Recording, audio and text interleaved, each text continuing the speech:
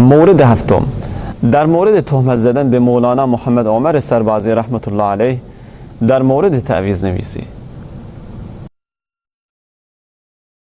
مولانا محمد عمر سربازی رحمت الله علیه şol elfazı ne kadar bir zayıflatları ya bir gengrek bir tavizleri ki var akım şefal aksamda şonu yarıptır, şon hakkında soruluptır da cildiyek sefi 58'inde şunu cevap veriptir. Ança ahkar neveştem mehz برای تحصیل برکت است اما باز هم خلاف اولاست با توجه به اینکه آن مال خودم هم نیست بلکه نقد است از آبا و اجداد و آن هم در چاپ اول است و در چاپ دوم اراده کردم که همین خلاف اولا را هم بیرون کشم بطاده که پر صفحه دهنه آقا yol mesajı alakam bir ıslah etti divatiye çıkardım divatiye yok Mevlana Serbazı Rahmetullahi Aleyhi ıslah ettim dediğimi yaptır çıkardım dediğimi yaptır sen tamam elfazları reddibeder edip müteessifane kıyıcı et yerden men niptirsen şana çıkaracak ve çen noktayı zayıfe diğer kadar şefaal aksam est hasb mikonam inşallah deyiptir çıkardım divaydan daha diyor edecek inşallah deyiptir ta avam ve cuhal der iştibah نیفتند چرا که حقیر دوست ندارم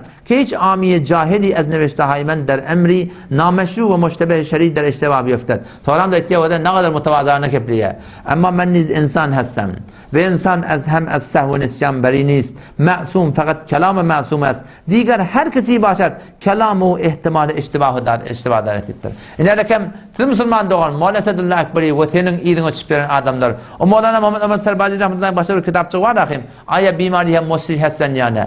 Şun fetvasını Molla'nın sordu. Molla'nın sahip dedim. Men şiliydim şunu yadan dağıtılan. Ol yankı Şemşir Boranak'ın fark ettiği. Cevap ben ödüm mustakimin gelmedi. Soram doğatalım var. Ruh der ruh sorap bana cevap getirip verdi. Onu Mollana aydıptır ki hava şun meni o evayel şu Belusistan'a geldiğimde yadan dağıdım. O zaman Belus'ta kabrın taşında aylanıp kabrın kumlayıp tamam şu kabrın yıkılıp yatan adamlardılar. Şu zaman ne men yadan dağıdım. İndi men akidam da o da men akidam Şemşir Boranak'ı deyip aydı diye.